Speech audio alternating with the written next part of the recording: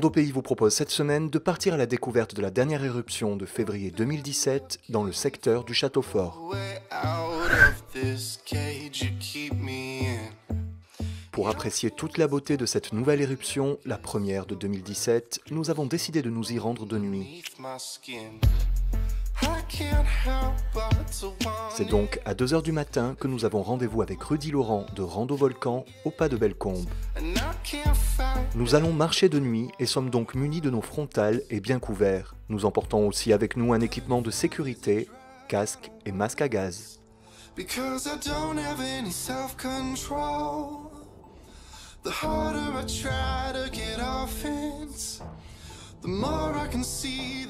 La nuit est claire et sans nuages. Nous voilà donc partis pour une aventure à la belle étoile.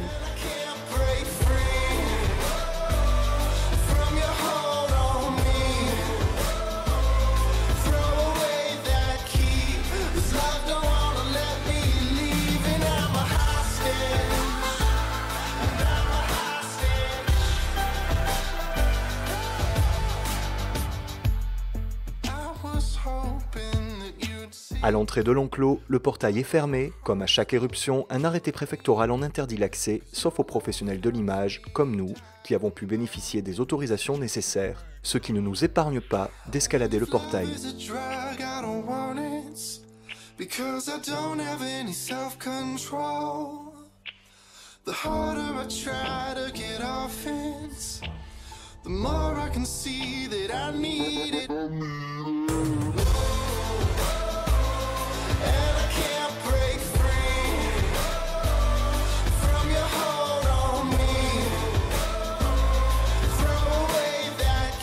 Au niveau du Formicaléo, nous partons sur la droite de la fournaise en direction du cratère Rivals.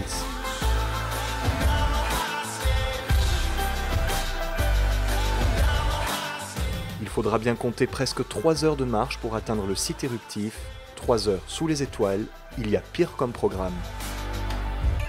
Surtout que très rapidement, nous apercevons les premières lueurs de l'éruption, une fumée blanchâtre qui s'élève au loin, teintée des lueurs orangées de la roche en fusion.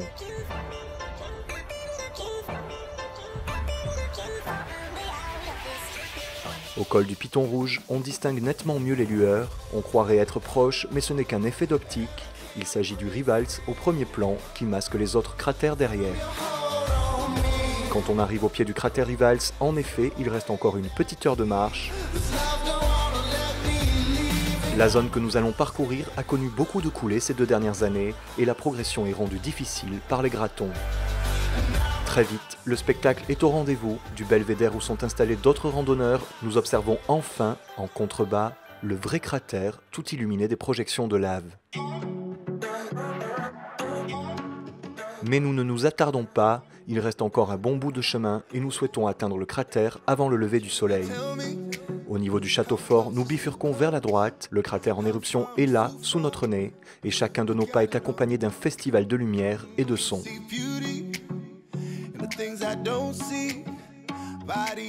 Mission accomplie, nous voici au pied du cratère juste avant que le soleil ne pointe à l'horizon. Le spectacle peut commencer.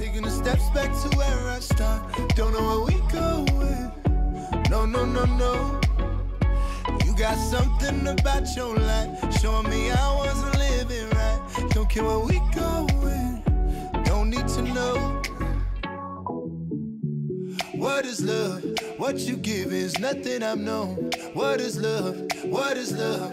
Since you've been there, I finally know. You're nothing until you I love. Nothing until you I love. No, no, no, no. Nothing until you I love. Nothing until you I love. No, no, no, no, no.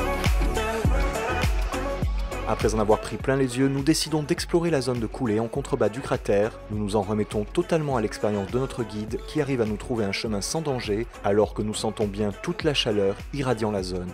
Mais le débit a déjà beaucoup baissé, il n'y a plus de coulée véritable en surface, ce qui ne veut pas dire que cela ne coule pas en dessous, d'où la nécessité d'une vigilance extrême.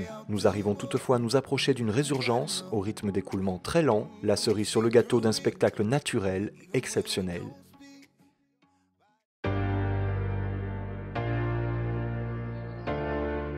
Cette éruption, il faut savoir qu'elle a eu des précurseurs assez importants quelques jours avant, on savait déjà que c'était sur le point de sortir. Dès le 31 janvier, là, on a eu une crise sismique un peu plus importante, donc on a eu des séismes un peu plus fréquents. Et à 19h40, l'éruption a démarré. Donc il y a une fissure qui s'est ouverte sur le flanc du volcan. Donc cette fissure, elle faisait quand même plusieurs centaines de mètres de long.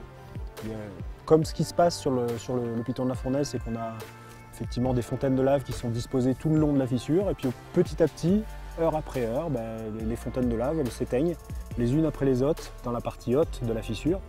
Et puis elles se concentrent dans la partie basse. On a eu des fluctuations très importantes en fait, de l'intensité de l'éruption. Et du coup, on a eu des accumulations de projections de lave qui ont édifié finalement le cratère qu'on voit derrière. C'est vraiment une éruption classique du piton de la Fournaise. Après, elle peut durer. Là, apparemment, l'observatoire nous avait donné des informations comme quoi la lave qui rentrait dans la chambre magnétique était proportionnelle à celle qui sortait. Donc ça veut dire qu'on était sur un système en flux tendu. Bon, après ça peut changer, ça peut évoluer très vite. L'alimentation peut s'arrêter et puis la poche peut se vidanger aussi très vite. On a beaucoup plus de spectacles quand ça se fait de nuit. On voit beaucoup mieux les projections et c'est beaucoup plus joli. On a eu des conditions exceptionnelles au niveau météo déjà, ça c'est très important parce que venir jusqu'ici sous la pluie c'est un calvaire. On est quand même assez loin du parking. Donc c'est vrai que c'est une éruption qui est vraiment excentrée. C'est vrai que la journée, quand on fait une sortie éruption et qu'on y va 2 jours, on voit beaucoup moins les incandescences et les projections. Donc ça peut avoir une incidence sur la sécurité parce qu'on voit moins justement ce qui est en train de tomber et où ça retombe. Donc on a tendance à s'approcher aussi un peu plus près et là ça peut être dangereux. Donc c'est surtout ce qu'il ne faut pas faire.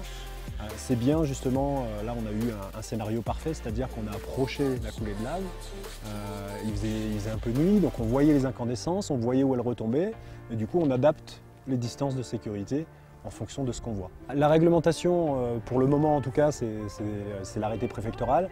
Donc effectivement, sous couvert de faire un reportage ou d'un documentaire, on peut accéder, on peut avoir des autorisations pour accéder à l'enclos. Ces choses risquent de changer parce qu'on est en train, nous, de mettre en place une formation qui va se faire, c'est le CREPS qui est en train de mettre en place une formation volcanisme à La Réunion. Donc il y aura effectivement 49 accompagnateurs en montagne et aussi des guides de haute montagne qui seront formés en fait sur le volcanisme.